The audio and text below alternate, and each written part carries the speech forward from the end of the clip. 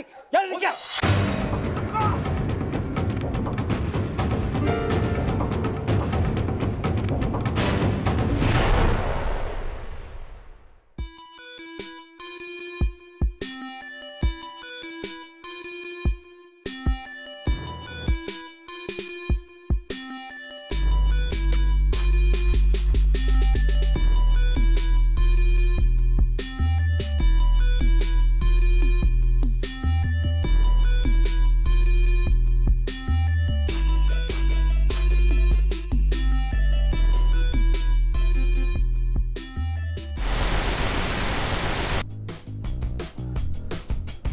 이 회사는 1987년 대북이공으로 간판을 걸고 창립된 회사입니다.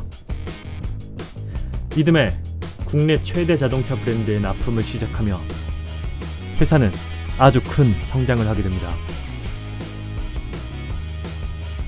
그리고 2003년 지금의 이름으로 명칭을 변경하게 됩니다. 기업 이름은 바로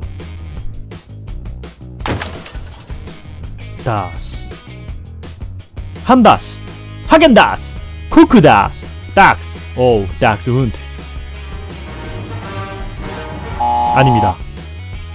2015년 기준 2조 1,300억의 매출, 전세계 13개의 사업장을 운영하는 기업체. 매출액 절반 이상이 현대자동차 납품권에서 발생하는 회사. 하지만 왜 사람들은 실제 다른 사장이 있다고 생각하는 것일까? 알려진 이 회사의 창립자는 이상은과 김재정. 두 사람은 사돈 관계로 여기서 이상은은 이명박의 큰형입니다. 다스의 실소유주 논란은 2007년 처음으로 제기됩니다. 당시 이명박 유력 후보에 논란이 크게 제기되지만 그럼에도 2008년 대한민국 제17대 대통령 당선에 성공합니다. 이명박 대통령 체제 하에 의혹 해소를 위해 꾸준한 조사가 이루어지게 됩니다. 10년에 걸친 꾸준한 검증 끝에 내려진 결론. 제3자의 것일 가능성은 있지만 나머지는 근거 없다. 이명박, 박근혜 정권 10년간의 수사 끝에 나온 결과에도 여전히 논란이 일어나는 몇 가지 우연.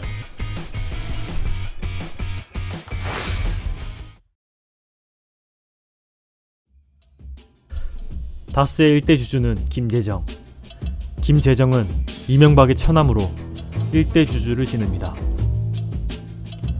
2010년 그의 사망으로 그의 부인 권영미가 상속을 받게 되며 다스의 지분 5%를 청계재단에 기부합니다. 청계재단은 소외계층 학생의 장학금을 지급하는 재단법인으로 소유권이 달라질 수 있는 큰 지분을 아름답게 기부한 것이죠. 하지만 아주 우연하게도 청계재단은 이명박이 설립한 장학재단입니다. 청계재단의 역사는 2007년 다스와 BBK 설립 의혹 동영상이 유포되며 지지율에 큰 타격을 입은 이명박이 자신의 모든 재산을 기부하겠다며 공약을 내겁니다. 천억대 자산가로 알려진 이명박의 이 발언은 표심을 자극했고 당선에 성공합니다.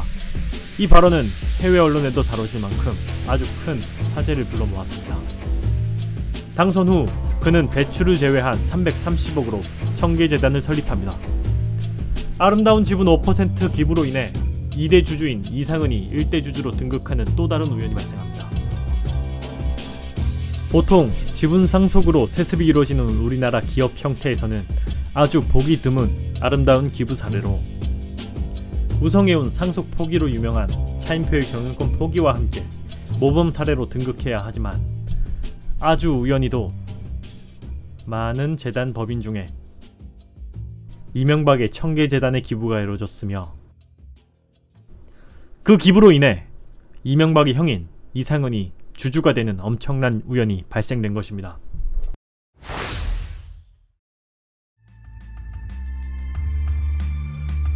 회사 내에서 승진은 축하받을 일입니다.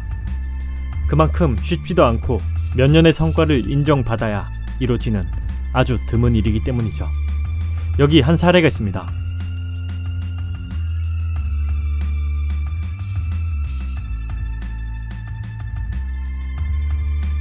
손에 꼽을 만큼 초고속 승진을 해낸 능력자는 바로 이시영. 이명박의 큰아들로 경력을 인정받은 매형 회사는 한국타이어. 놀라운 우연은 그의 초고속 승진이 이루어진 회사가 바로 다스라는 사실. 지분이 전혀 없는 그가 핵심 자회사의 대표나 이사를 맡고 있다는 우연도 곁들여집니다. 그것도 일대 주주인 이상은의 아들에게서 대표 자리를 물려받아 중국 4곳의 법정 대표가 되었고, 이 4곳의 법인 매출만 5,460억. 일대 주주인 장남은 오히려 부사장으로 강등되는 묘한 상황입니다. 현재 다스의 대표와 감사 등의 주요 인물이 이명박의 측근이라는 의견이 있습니다. 다스의 공동대표이사는 이명박의 형 이상은, 그리고 강경호.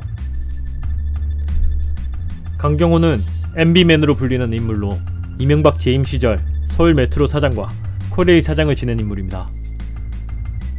감사를 맡은 신학수는 이명박의 고향 후배이자 청와대 총무비서관, 민정비서관을 지내며 이명박의 곁을 지킨 인물.